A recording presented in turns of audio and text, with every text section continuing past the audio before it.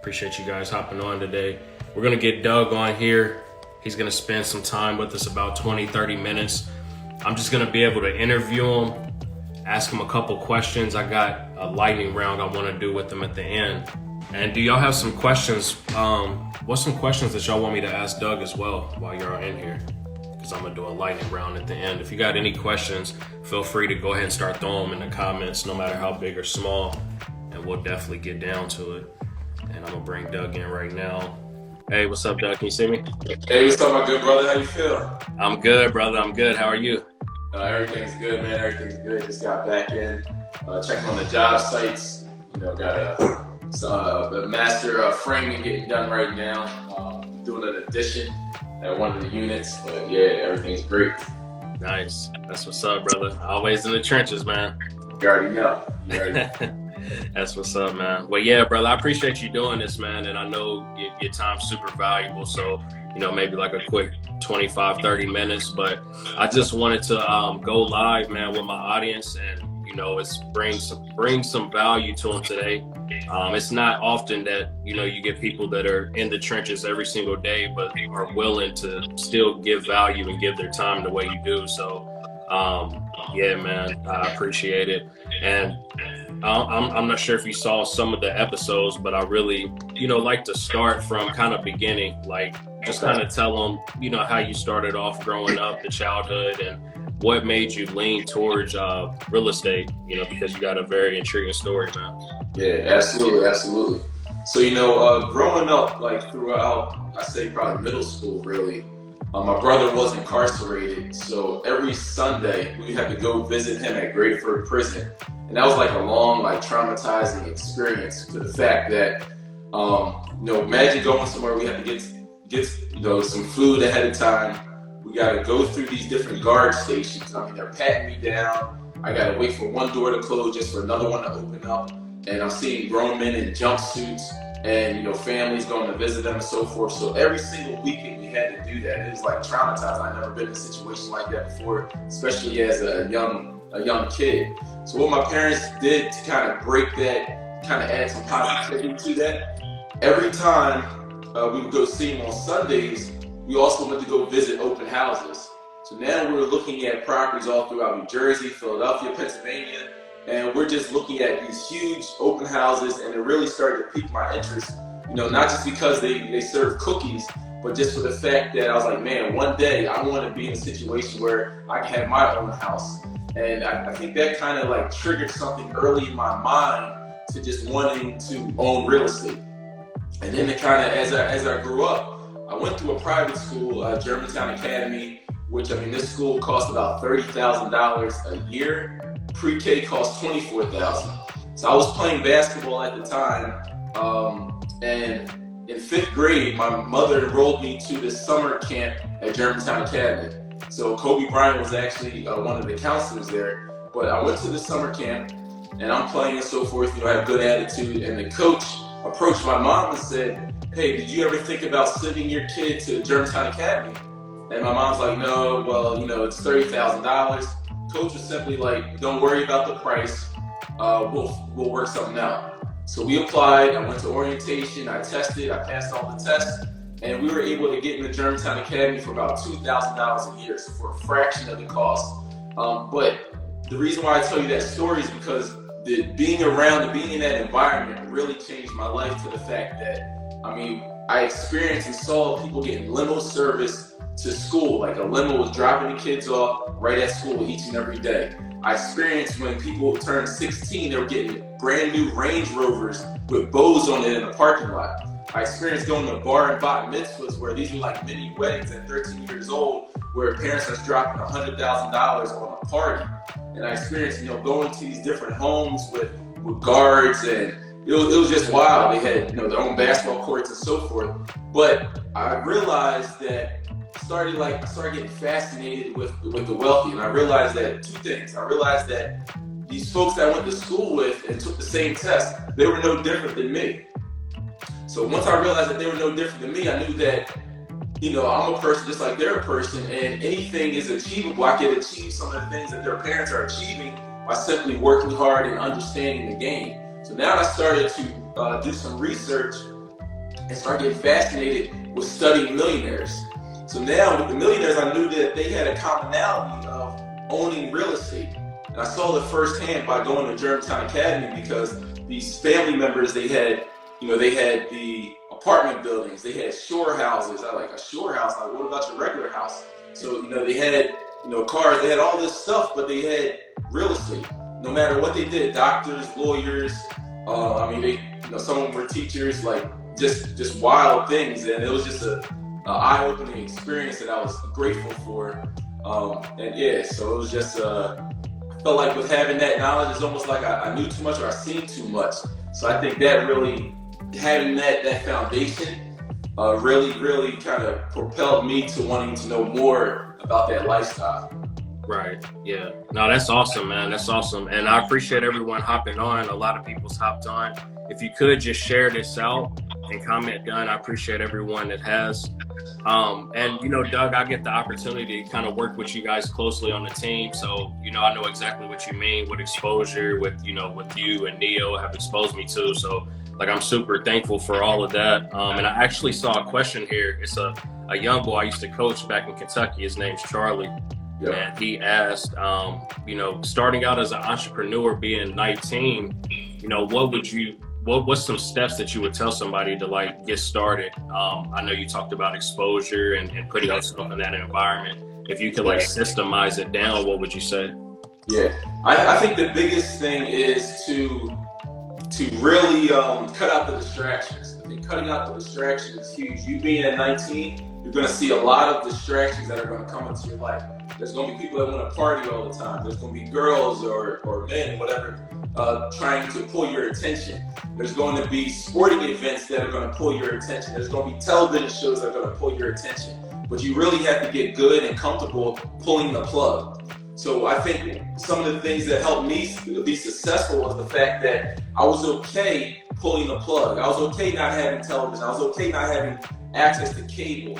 I was okay saying no to the birthday party. I was okay, not going and making every single event, because I knew that I had to put that sacrifice in. I had to put that work in early on in order to achieve those results. And a lot of people don't want to put the work in. They don't want to put the sacrifice now to achieve greater things later. So I think that's one of the big things that I could implement or tell you today, is that you have to put the work in, right? It just doesn't happen without putting the work in. You have to be willing to sacrifice. If you're not willing to sacrifice, you might as well just not even take that first step. Awesome. Appreciate it. What's up, Neo? Appreciate you being here, brother. So, yes, sir. So we're transitioning. You get exposed to all this new information, this new scenery. You're around greatness, Kobe Bryant, and everything. As you transition from high school, what happens next? You go to college, and then can you talk about the corporate world? Yeah, absolutely. So, growing up, I witnessed and experienced my parents in different businesses as well as backgrounds. Like, my dad was a CPA, and he was a president of Philadelphia International Records in his 20s.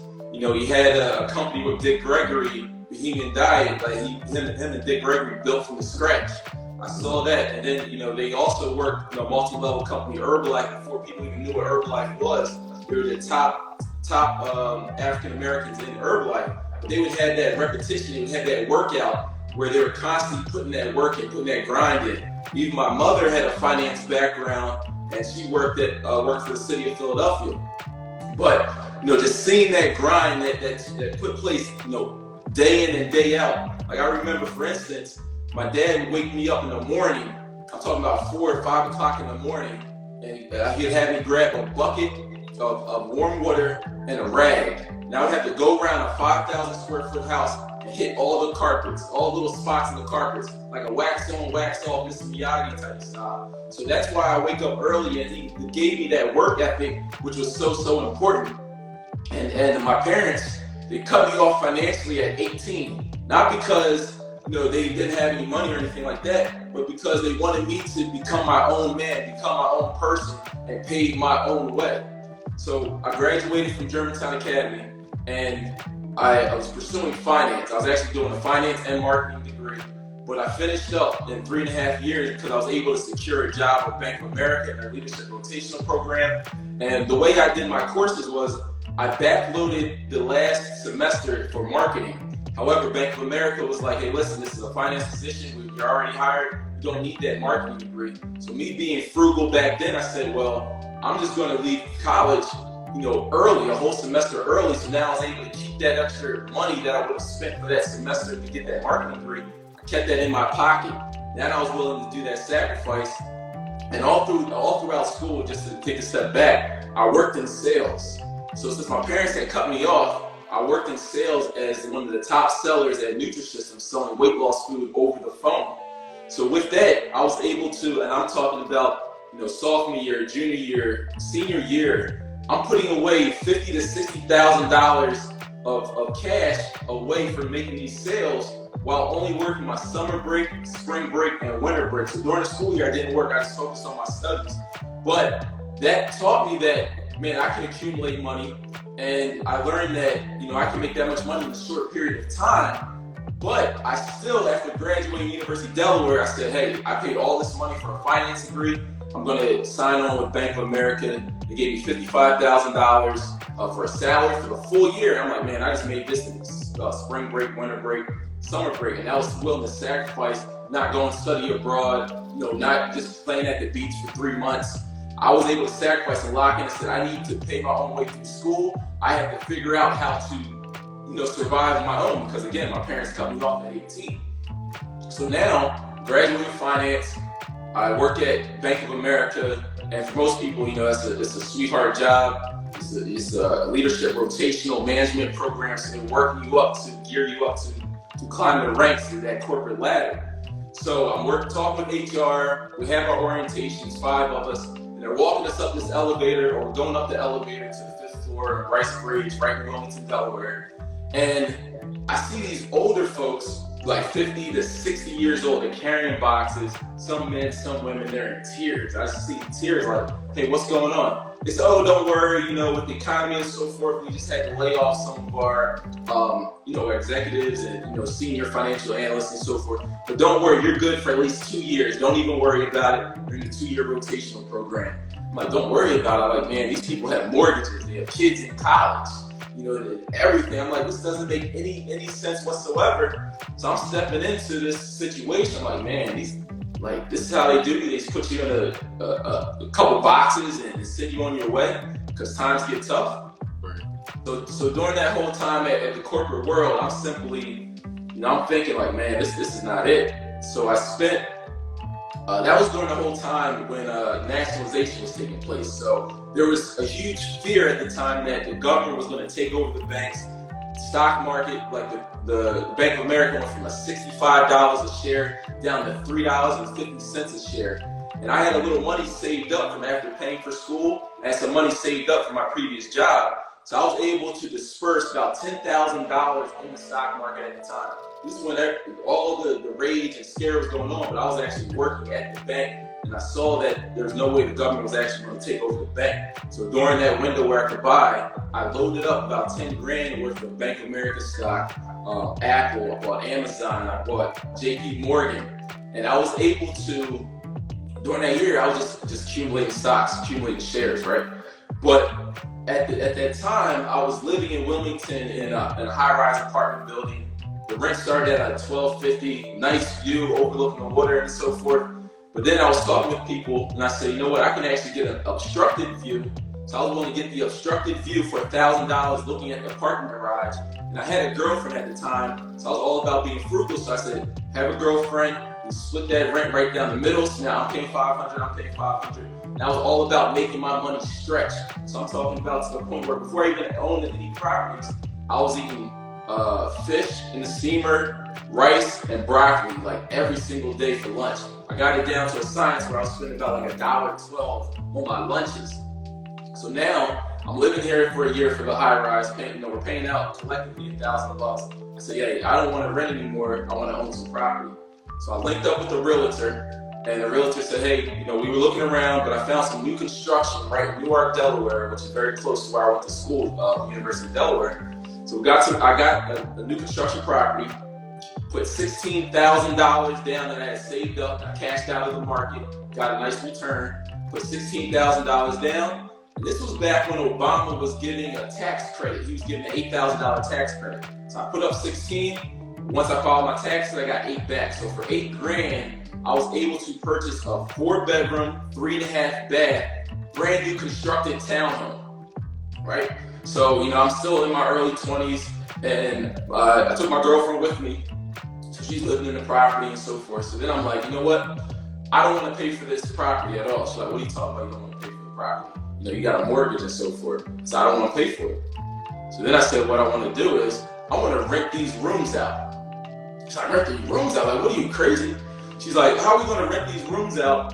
I don't want an old man our age, creepy old man living in the property, which is understandable. She didn't want a lady our age either, which is understandable, And she didn't want a guy our age living in the property either. So, I'm talking about my hands were tied behind my back. I'm like, what am I going to do now?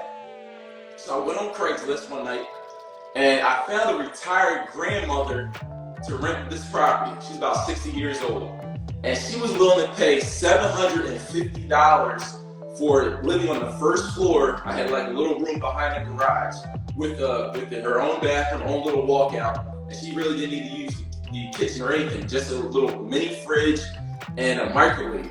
So she was willing to pay me $750. Now, mind you, my mortgage, taxes, insurance was all $1,300 for this newly constructed property. So now, when she put that $750 in my hand, I'm talking about cash. And I'm used to just getting direct deposit right to my accounts and so forth. So I've never been in like a cash intense business. So I got $750 and I was counting it out. And I just felt the money. I felt it. I was like, this is crazy. I didn't do anything. All I did was just provide somebody with a roof over their head. And that's when the light bulb just like I was like, this is it. So then next, I wake up and I talk to my girlfriend. I say, you know what? We have 2 more bedrooms up here, right? Because we're on that 3rd floor. We got 2 more bedrooms. I said, we need to rent these 2 bedrooms out. So now you get way out of hand. We already rented the downstairs out to a random grandmother. There is no way we're going to go ahead and rent these 2 bedrooms out. It's just too close. So I'm sitting there, I'm like, man. So the next morning I said, do you want to be rich or do you want to be poor? And she thought for a little bit. She said, you know what? I'm okay being poor. I came from nothing. My parents just getting by. They were teachers and, we lived a, low income life. Didn't really do too many vacations. Didn't really see too much. I was like, okay, being poor. So the whole entire day, I'm pacing back and forth at Bank of America. I'm walking around at the water cooler, scratching my head. Can't even focus. So I'm like, what do you mean you're okay being poor? So I was like, man, I called my brother. I'm like, yo, she said she okay. My brother was like, oh man, just ride it out. You guys been together for 3 years. I said, nah, that's not it. So next day I said, you know what? I gave her a 2-week notice. I said, I'm gonna give you 2 weeks. This relationship is not gonna work out. And the reason why it's not gonna work out is simply because I've seen too much. Now I went to school with these folks that are paying $30,000 a year, right? They're getting limo service to school. They're getting private jets to Australia for a long weekend. They're getting Range Rovers when they turn 16. These parents own, houses. They got apartment buildings. So why am I going to put in all this work up until that point just to say, you know what? I'm gonna get complacent. I'm just gonna chill with you and ride this poor thing out. So I'm not riding this poor thing out. You gotta go. So I gave her the 2-week notice, and she was crying in tears and so forth. Like, no, how could you? We've been together 3 years. 2 weeks going by. Every night I'm on Craigslist, just finding back to add. Say, hey, I got 2 bedrooms available. They're a little smaller rooms, so $650. So I got 2 guys from Las Vegas. They're working at the Venetian poker dealers, right? They moved over to Delaware to work at Delaware Park. So working at Delaware Park, they needed a place to stay, and they knew each other. So I put one guy in the one small room for $650, another one in the other room for $650, and they shared that bedroom. So the day that they're moving up, my ex-girlfriend at the time is going down the steps. She's in tears. She's like, man, this guy is serious. This guy is cold. Like, what's wrong with him? But the thing is, that pivotal moment could have made me or broke me, right? And it's so often that people don't make that decision, right? They get at that crossroad and they go the easiest route. So imagine if I went that route and I had to spend life knowing that I could have done a little better, I could have done more, right? So I didn't want to have to go through life like that, and I don't think anyone should go through life like that, knowing that they had the potential, but they just dumbing it down for their situation because they want to be comfortable. They don't want to make those sacrifices. They don't want to make those tough decisions. Because in life, you're going to have to make those tough decisions. Are you going to go out to the party, or are you going to stay home, grind it out, and learn something that's going to propel you in the future? You might not see the results right now. You have to step out on faith and just understand that if you put the work in, it's going to work out, right? So now she's going down, she's in tears. I got these guys up living. And mind you, the people at Bank of America thought I was just absolutely crazy. Like, you're crazy for getting rid of your girlfriend. You're crazy for even renting the downstairs to some random grandmother. You're even crazier for finding these guys from Las Vegas that you don't even know, you met on Craigslist, to move into your home that you lay your head in every single night. Like, what if they kill you? What if this happens? What if they poison you while like sleeping? You know, all these what ifs that people are, these crazy scenarios. Like, people watch too much TV. I don't watch TV, so, you know, it's a situation where I don't have all these things running through my head, right? So get these guys there, and I'm still young in my early 20s. I said, you know what? I'm living. I got the everyone's dream would have been the walk-in closet.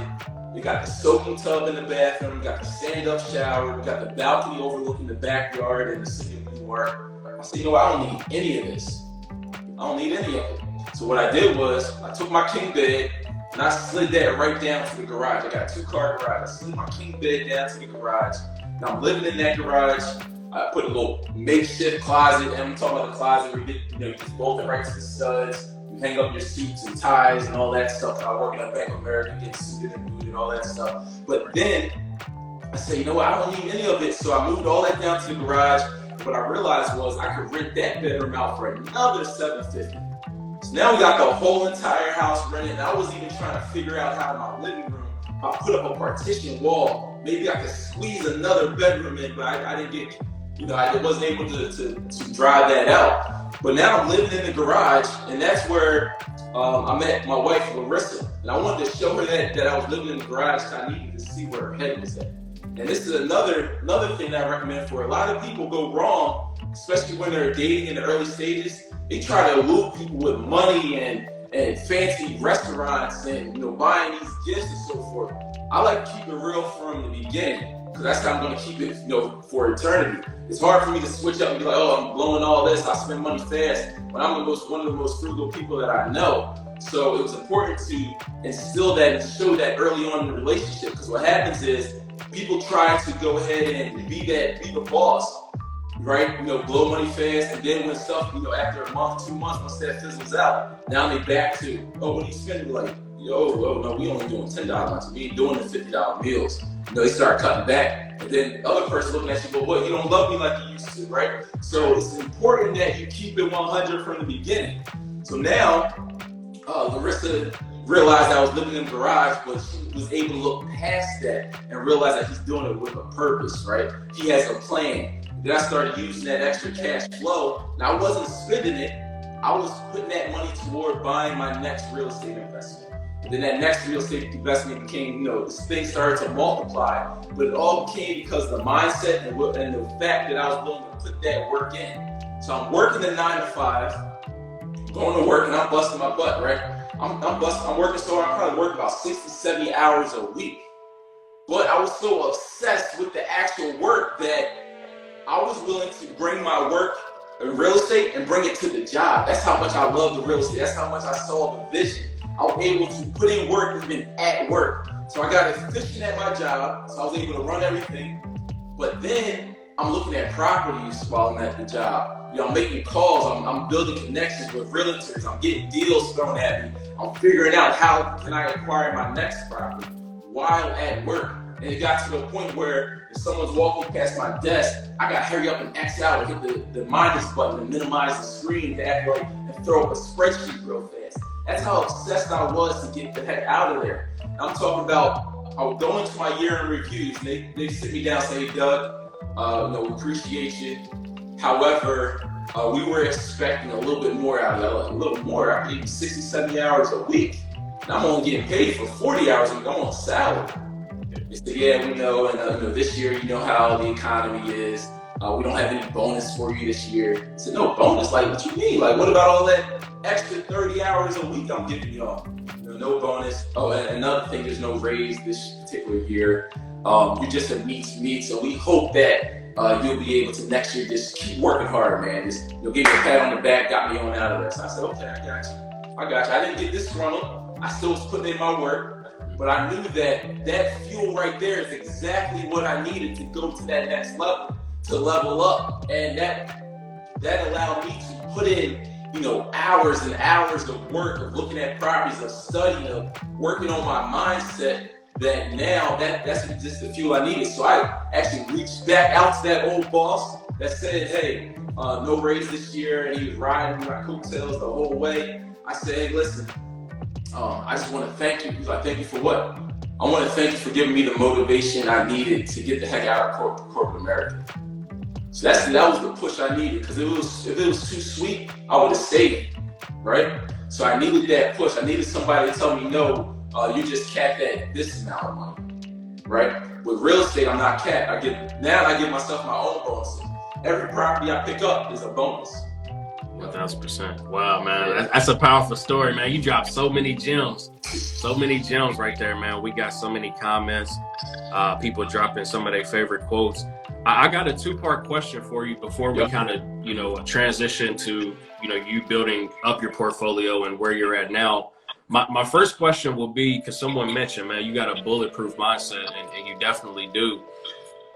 Like, what are your strategies, man, to get to that point to where, like Tony Robbins, I heard him have to say a quote that kind of changed my thinking. He said, you got to really shift your pains and pleasures. So a lot of people, like you said, spending money, going out to eat, flashy things, right? You got to associate and start associating pleasure with being frugal and, saving and living, for your dream. So what's some of those things that you do to have that bulletproof mindset? I think what it does is you got to have that, you got to put your reps in. And I know for me, when I was living in the garage, I'm listening to E.T.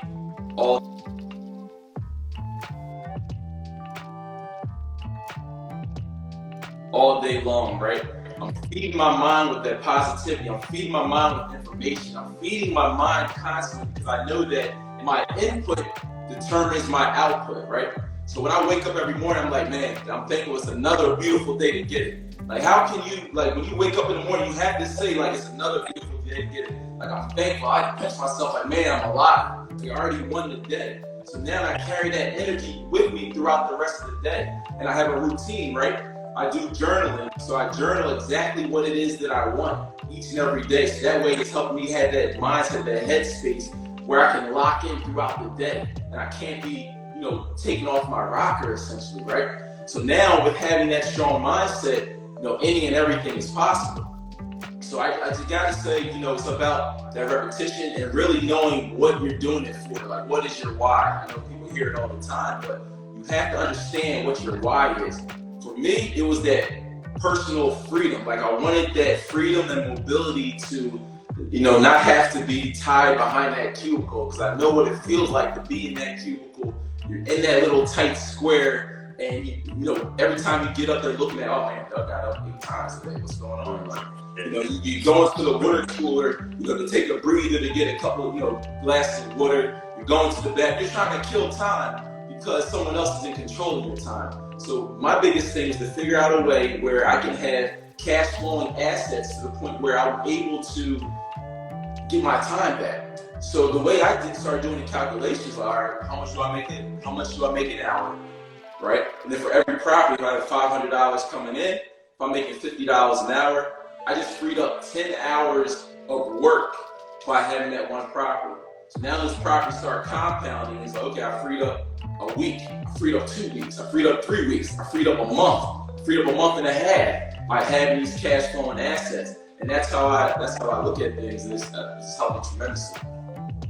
Awesome. Yeah, that's good, man. And then the second part to that question, especially with our culture, we're not really educated on money and investing as much as we should be. And that's why I respect you, because you're building a massive, organization, helping out a lot of people.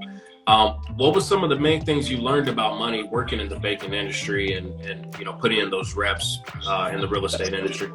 Yep. So, I was in the credit card deposits and home loans. So I was on the controller team, so I got to see the whole business, looking at P&Ls, doing long range plans, forecasts, putting together executive decks for, it was Ken Lewis at the time, the leader of Bank of America. So I had a pretty nice role where I was able to kind of dissect and look at things. So also able to look at delinquency and loss rates. I had to put together, by state, which states were performing the worst based off of delinquency, high balances, and so forth.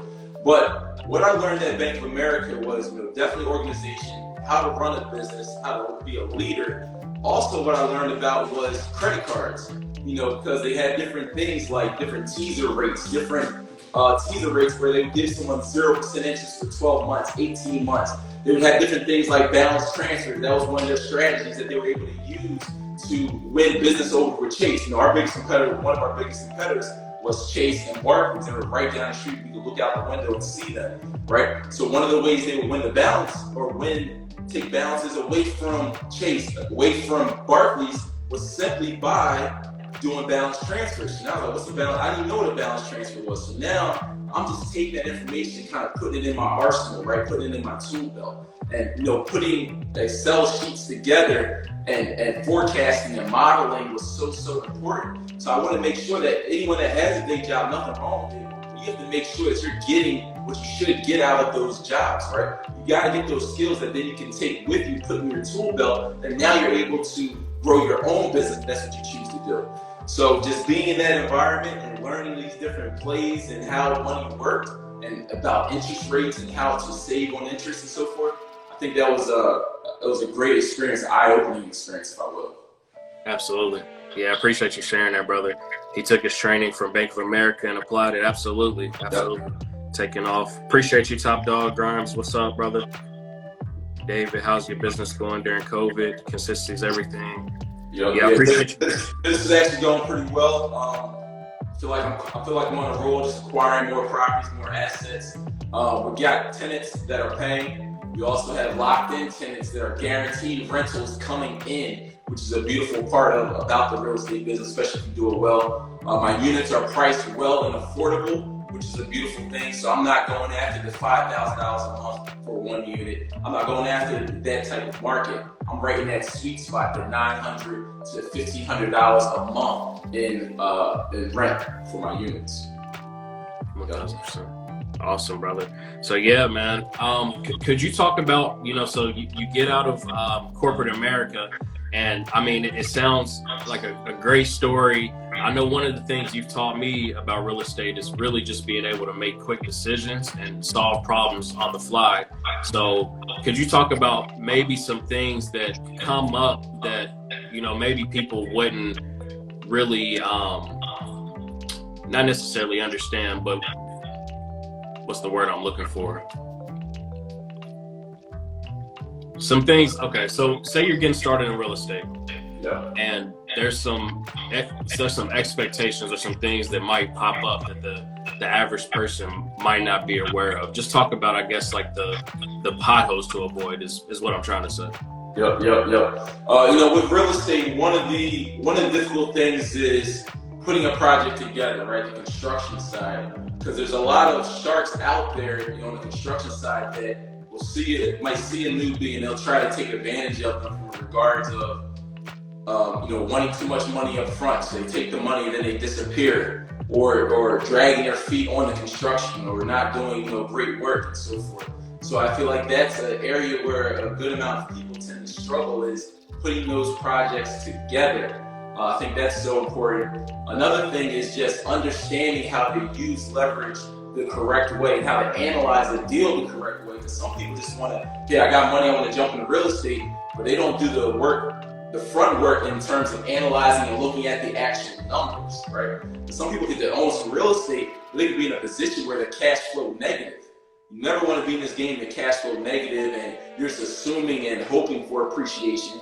we got to base the numbers off of right now, today. Where are the numbers going to be from a cash flow perspective? Where are they going to be from a purchase and acquisition perspective? Where are they going to be from a construction perspective? And making sure that you do it in a way where you're able to get your money back in the least amount of time as possible, because then you're able to level up. And it's very important that you make your first deal your best deal, simply because a lot of people get discouraged with real estate deals. Let's say, for instance, that they have a bad deal. I'll give you one story. I purchased the property for $25,000. Construction was $75,000. And I decided to go against my principles of using leverage and going through a bank. And I went with cash out of pocket, bought this property. And I mean, this property was crazy, absolutely crazy. I had to rip the whole roof off, the whole back of the house. Everything got gutted. I've never been in a project like this before. So I said, you know what, no problem. I'm going to go against my grain. So I was paying the contractor fast, with just cash, right? Just rolling out. I mean, they were rolling. Demo was fast, framing was fast. And then next thing you knew, I was out of cash. But the project wasn't done, right? The project is framed up. I have some electrical wires in there. I basically gave out all the cash, about 100 grand in. And believe it, the project was way underbid. I don't even know how the contractor was able to put together darn near new construction at $75 a square foot. So that's $75,000, 1,000 square foot property. So eventually I had that whole $100,000 tied up for 2 years. So imagine the thoughts that I had in my mind, still early in my career, like, man, I got $100,000 tied up. Do I give up on real estate? Do I just quit while I'm ahead? Do I just, let someone else buy the property for $50,000 and walk away? I had to figure out how to continue to keep going, right? I had to figure out other ways to go about acquiring property, so I had to get creative, because I knew that real estate was going to be my ticket to get out of the 9-to-5. So now, after 2 years goes by and I still wanted to buy properties, I had to find those other ways to go about buying those properties. And that's when the skills from Bank of America kicked in. It's like credit cards. Why don't you learn how to use lines of credit?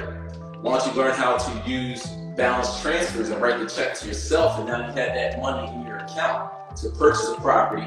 Now you can renovate it, rent it, and get that money right back to pay off the card. So now I started doing those 2 years, I was still buying up properties, even though a good portion of my cash was tied up. But a lot of people that have $100,000 tied up, that would send some people to bankruptcy. That would cripple somebody. That would put a sour taste in their mouth forever, to the point where they'd be willing to give up on real estate and hug the cubicle till they were 67 and a half for the tax managers. Instead of 65, 67 and a half, you get like $300 more in your SSI check. But I wasn't willing to give up. I knew that, this is just short term, and I focused on the long term. What could I learn from this? And I learned some valuable lessons. What I learned was never give someone that much control of my cash as well as my property, right? I also learned the whole construction phase, because it was so slow that I was able to dissect each and every step of the construction process, because stuff was spread out over, 2 years. So even without me blinking, I wasn't going to miss it.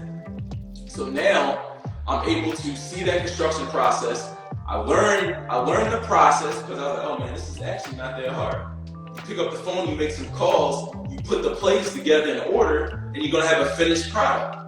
And so I'm actually thankful. A lot of people would have looked at that experience as a complete negative, but I'm thankful for it, because I got to see everything.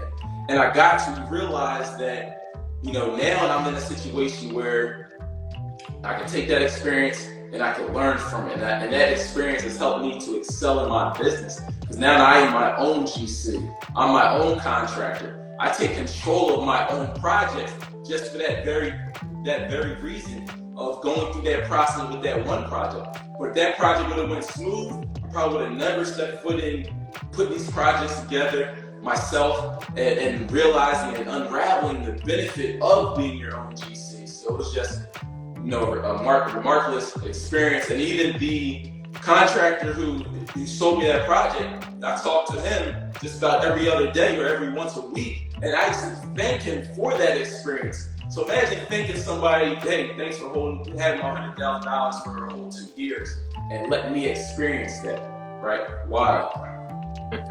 That's crazy, man. That's crazy. Yeah, we got quite a few people on here asking how they can work with you, Doug, about the ride along.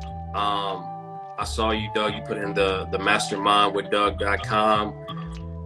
You can also text the line as well, and I'll put the number in here for you guys. But either one.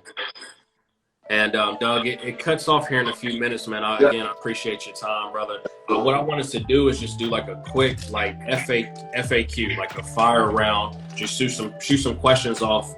A lot of them you've answered throughout the interview, so you don't have to touch on them too long. But these are some of the common questions I get, man. So say you have a little bit of money saved up, some decent credit.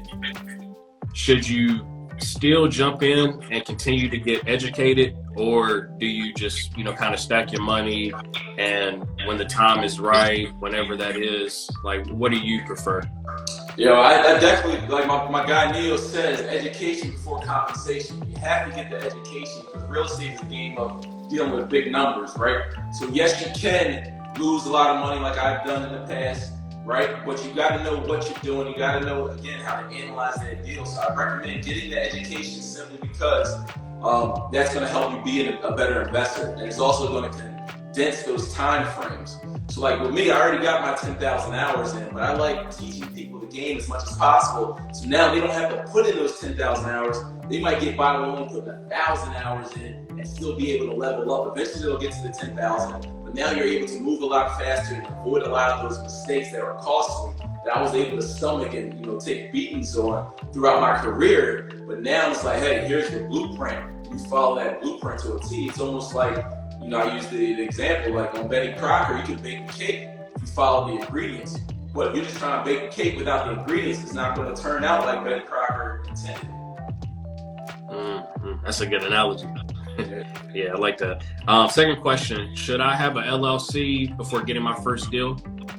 Yeah, so my first deal was in my personal name because I used the FHA program. I only had to put down 3.5%.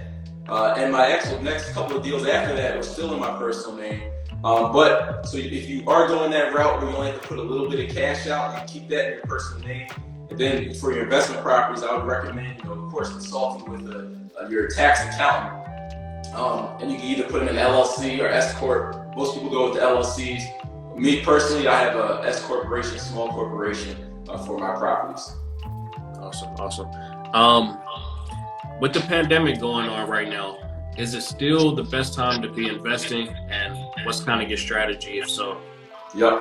I still think even with the pandemic going on, I'm receiving rents. Other fellow investors are receiving rents, and I'm finding great deals. And what I'm noticing is values are still rising, especially in the market that I am. We have an influx of people and investors coming in from New York, people wanting to move to this area of the city, and where I invest, there's absolute gold in there. And just to give you an example, I just refinanced 3 properties. I was expecting the values to come in right around just under 500,000, right around 500,000. So for these 3 properties, they're in the hood. They're like 21st and Lambert. For those that know Philadelphia, they're at 2500 block of Dover Street, 1700 block of Dover, Cecil B. Moore out there. So these 3 single family properties, they appraised for $700,000, right? Right in the hood. And these properties, one I picked up for $17,000, another one for $42,000, and the other one, what was the amount? I want to say $21,000. Actually, I'm sorry, $50,000.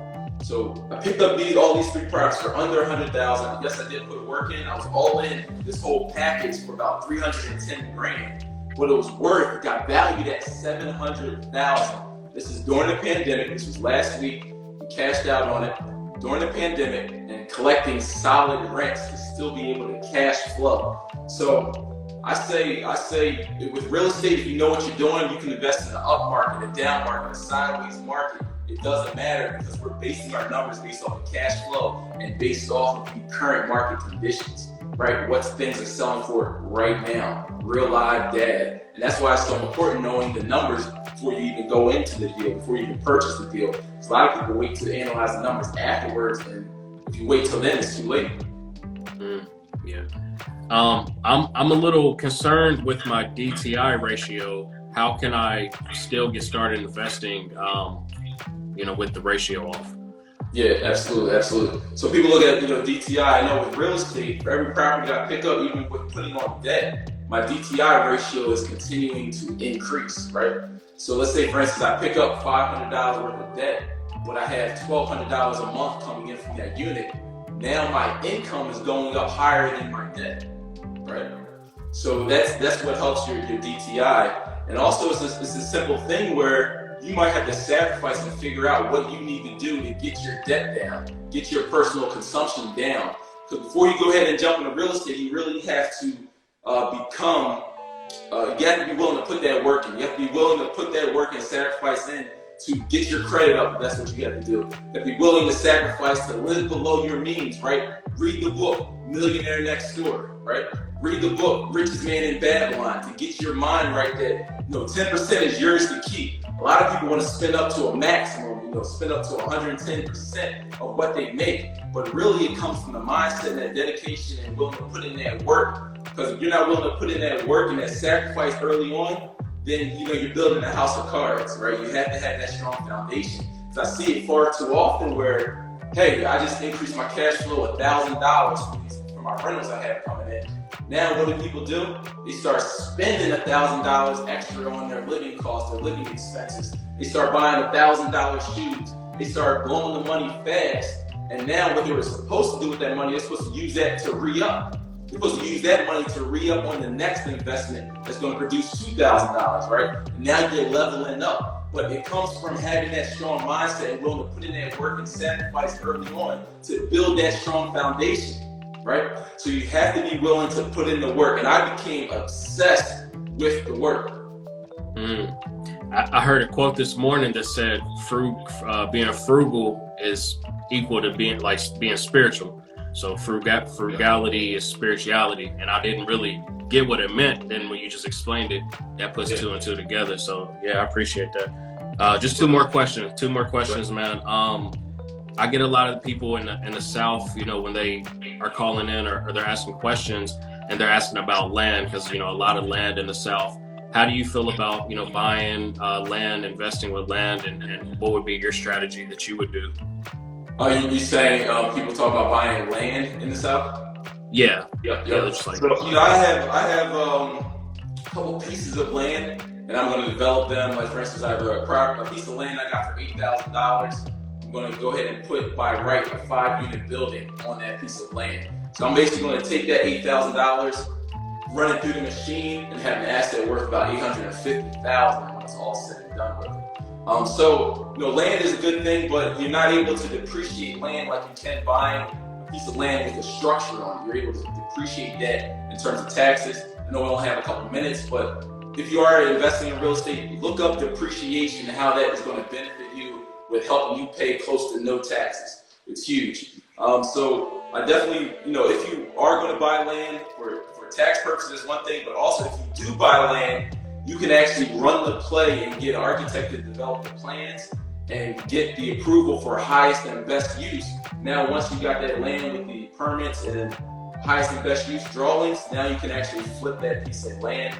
But that's not really my personal investment strategy. My personal investment strategy is buying things that are undervalued, fixing them up, renting them out, getting the cash flow, refinancing, putting that money back into my pocket, and keeping it moving. Awesome. And then the last question, brother. A lot of people, they want to go towards Section 8, but they got, this side says they should, this side says they shouldn't. Yeah. Believe me, when I first was saying, hey, I'm going to go Section 8, people are like, the first thing they want to say, they're going to tear up your house. What if they don't pay? What if, all these different what ifs, right? But believe you, all of my Section 8 tenants, I've only had like one that kind of destroyed the property, but there was nothing that $1,500 couldn't fix, right?